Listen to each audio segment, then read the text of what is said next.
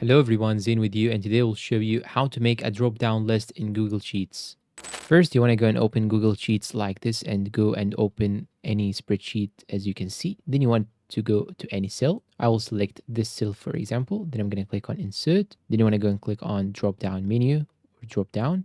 It will show here this icon.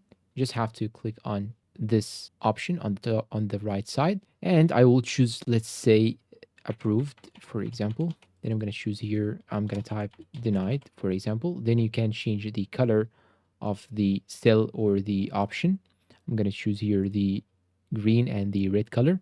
You can even add more and more sections. You can click on allow multiple sections or allow multiple selections if you want to allow more than one selection inside the drop down menu, or you can simply uncheck it and allow only one option. You can even add another item or another option. Let's say tie, for example, then make it yellow.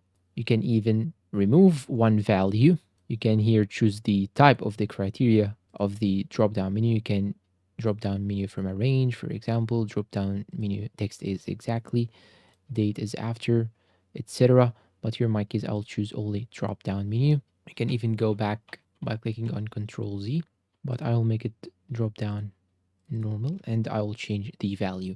You can even apply this to range of cells if you would like. Let's say sheet 1 G until G9, for example, from 1 to G9.